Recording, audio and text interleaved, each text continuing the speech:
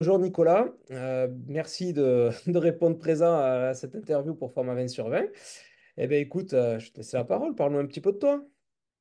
Alors, bonjour Mickaël. Donc moi, Nicolas, j'ai 33 ans, ouais, j'ai 33 ans depuis août dernier. Et en fait, pour faire un petit résumé, j'ai toujours été passionné du vin et des alcools.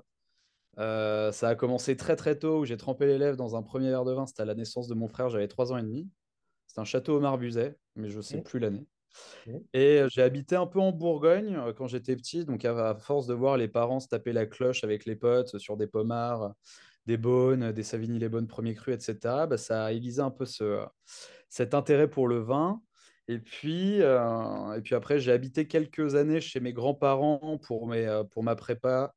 Et en fait, mon grand-père est un fan de vin aussi, donc c'était l'occasion d'ouvrir une bouteille de temps en temps pour les dîners, de rencontrer des potes qui sont passionnés de vin aussi, et au final de lier l'utile à l'agréable, parce que tous mes stages d'école de commerce, pardon, ont été dans le vin, que ce soit de long ou de près, que ce soit en cave, que ce soit chez des sociétés comme Nicolas ou à l'étranger dans un vignoble. J'ai fait mon stage de fin d'études dans la Sonoma-Valley.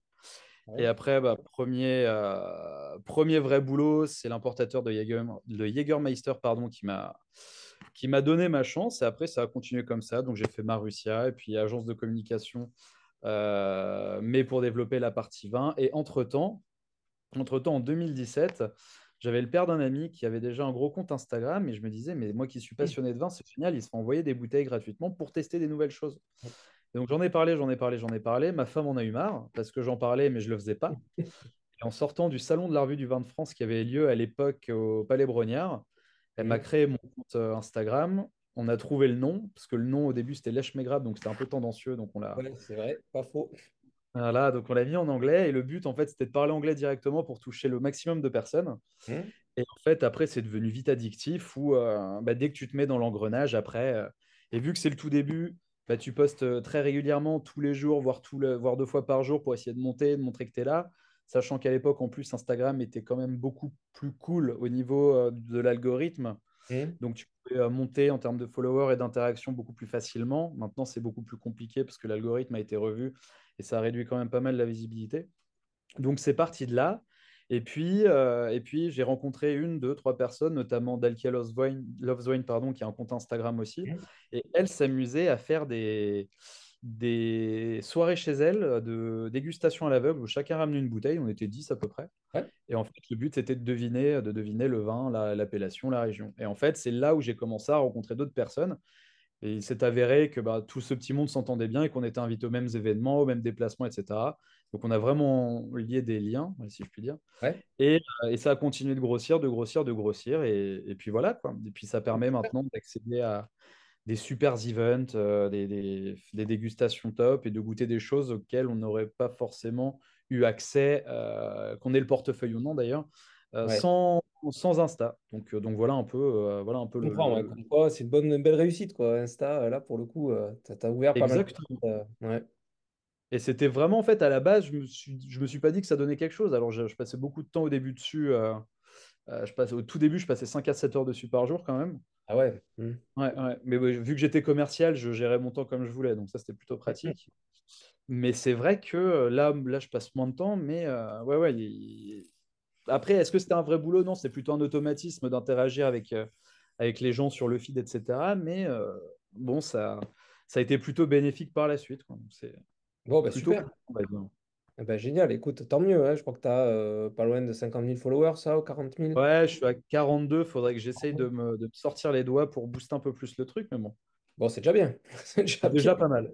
On va pas se C'est plaindre. bien. On va pas se plaindre. Bon, bah, écoute, Nicolas, toi, t'es plutôt, donc dans tout ce que tu as pu goûter, tu es plutôt rouge, blanc ou rosé, toi?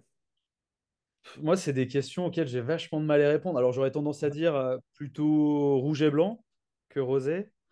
Mais c'est les questions où c'est en fait, je suis pas chiant du tout. Moi, dès que c'est bon, j'aime. Alors que ça peut être du orange, ça peut être du rosé, ça peut être du nature, ça peut être du pas nature. Ouais. Dès que c'est bon, après, j'ai peut-être une mini préférence pour la Bourgogne parce que j'ai habité un peu là-bas. Et en fait, ça dépend des périodes. Ça dépend des périodes. J'ai eu une phase avec des vieux champagnes où c'était juste exceptionnel. Hum, J'ai pris des claques sur des Dom Ruinart 93. hum. Euh, J'avais fait quoi? J'ai fait un 79, je ne sais plus ce que c'était. On était descendu chez Bollinger jusqu'à 1947. Donc ça, c'était Ouais. très, très intéressant. En Mm. fait, c'est là où tu te rends compte que vraiment le champagne est un vin, quoi. Ouais. Est un vin, c'est gastronomie et c'est pas le champagne festif que tu ouvres dès que t'as une occasion. Là, il y a vraiment une recherche de complexité. Mm. J'ai eu des phases Corse, où Ouais. la Corse, j'adore parce qu'il y a des choses fantastiques. Et moi qui vais en Corse tous les ans, au moins je les goûte sur place. Ça coûte beaucoup moins cher que les acheter sur le continent. Ça, Mm. c'est plutôt cool. C'est sûr. J'ai eu ma phase Beaujolais, j'ai eu ma phase Provence. J'essaye de pousser un peu plus cette année les vins étrangers parce qu'il y a des pépites aussi à l'étranger. Ouais. Donc, j'ai pas de préférence. Là, je suis en période plus blanc d'ailleurs. Je suis plus blanc D'accord. en ce moment depuis deux T'as trois des mois. Ouais. phases, quoi. T'as des phases là de Exactement. différence, quoi. Ouais, c'est bien, hein, c'est bien. Après, tu y reviens, après, tu te dis, tiens, bon, finalement, allez, je vais repartir Bien sur ça. sûr. Ça prend que ça fait Bah, longtemps.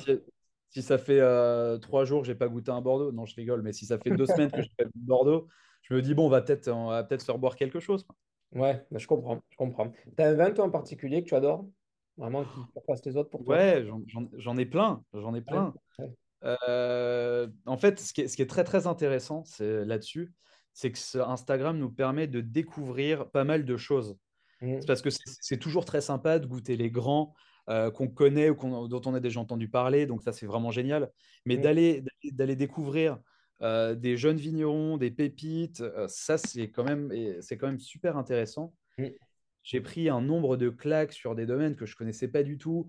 Dernièrement, c'était l'année dernière, j'avais découvert le Clos Thierrière qui est en Loire. Il faudrait que je Mm. retrouve. Je crois qu'ils sont à Vouvray, si je dis pas de bêtises. Ouais, Et ben, c'est deux jeunes, deux jumeaux qui sortent d'école de commerce. On avait fait un déjeuner presse avec eux.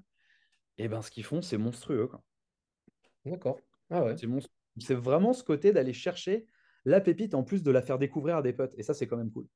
Ouais, ça c'est top, ouais, de pas rester toujours sur les mêmes choses et ce qu'on connaît, on sait ce qui est fait et de partir sur des nouvelles choses, tu vois, des domaines qu'on connaît pas et c'est ça qui est génial, quoi. Complètement. Mm. Tu as... Complètement. Et surtout au niveau des régions où dernièrement, l'Alsace, pardon, la Savoie. Ouais. La Savoie, c'est des choses vraiment fantastiques. Alors, ça commence à monter niveau prix. Il y a déjà des domaines top, mais tu peux toujours trouver des vins qui sont encore vachement abordables et qui sont incroyables. Ah ouais, non, mais je suis d'accord avec toi. Là-dessus, il n'y a aucun problème. Tu as, toi, c'est quoi le plat idéal pour toi pour déguster une bonne bouteille de vin? Alors, en fonction, Bah, c'est quand il y a le verre et la bouteille, ça suffit. ça te suffit. Après, tu l'adaptes en fonction.